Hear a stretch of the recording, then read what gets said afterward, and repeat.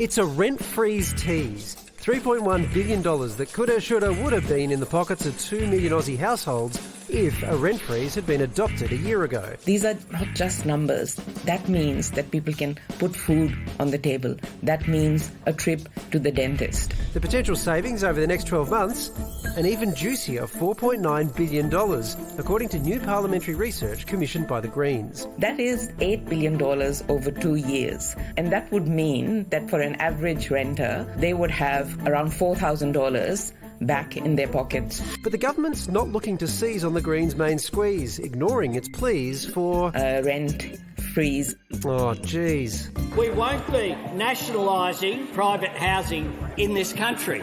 We won't be doing things that make it more difficult rather than less difficult. The PM adamant action on rent is a state issue and out of his control. The Prime Minister was boasting just a couple of days ago that he could get the states to sign on to a new public holiday. The Prime Minister absolutely has the power. Albanese instead using a national cabinet meeting next week to pursue other solutions to the housing crisis, including plans to strengthen renters' rights and increase supply by 1 million homes. Don't you find it amazing that this is only on the National Cabinet agenda now? I mean, you've got wall-to-wall Labor premiers across mainland Australia. It shouldn't be all that hard for Anthony Albanese to pick up the phone to his mates and say, hey, what are you doing about housing supply? The stories we hear are heartbreaking and they're pretty horrific. I have heard stories from a single mother who lives with her daughter, and they basically have broccoli and noodles every single night. Why is it that a year on, Anthony Albanese is doing this now? Why haven't the premiers responded to his requests earlier? So could a freeze hold the keys to get renters off their knees? Can I stop rhyming now? Pretty please? Yes.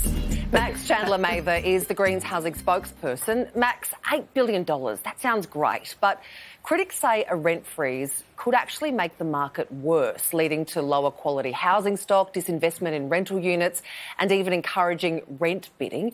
What do you say to that? Well, we know that rent caps and a rent freeze work for renters. We know during the pandemic, Victoria froze rent increases and we saw rents go down, and actually we saw building approvals go up.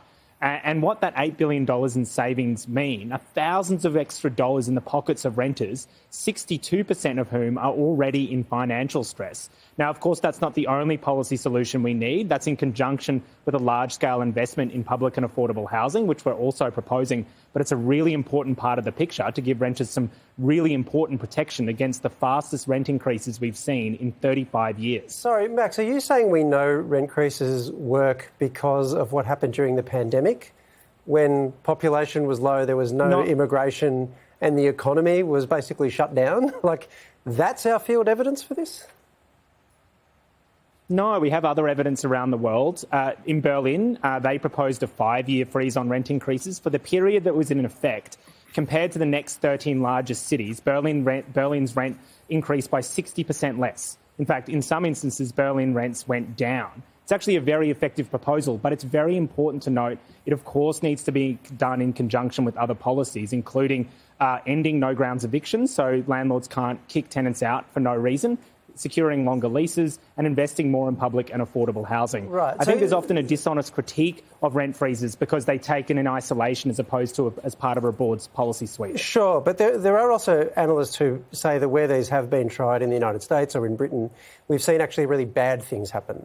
So, for example, what you see is illegal, like a black market in rent bidding.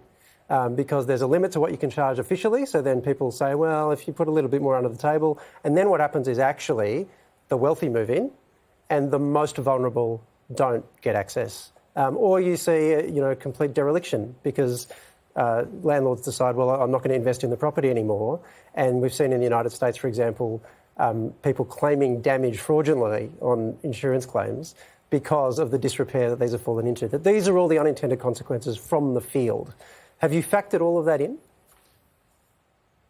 Yeah, we have. And we've looked really closely at examples around the world. It's very important around the model of rent freeze and cap that you use. For instance, it's important that you put the cap on rent increases on the property and not on the lease or the tenant, so they can't just kick someone out and jack up the rent anyway. You do need to have better enforcement of rental bidding, which, by the way, already happens across Australia. And what we've also looked at is in the ACT, where they have a form of rent cap, where you haven't seen a proliferation of the sort of issues that you mentioned. But it's also important that in conjunction with that, you have a good investment in public and affordable housing, because that provides a competitive option to the private rental market. So, once we build enough affordable housing and there's a teacher wondering whether or not they move into a private rental or a good rent-capped government-built home in other countries around the world, that forces private landlords to keep up as well. And so I think it's important to take this in context. The policy works done in conjunction with a broad suite of policies, but it also works in the immediate term even without those, because it does the crucial thing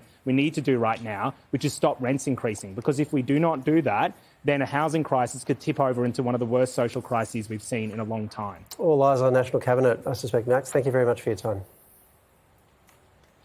Thanks for having me.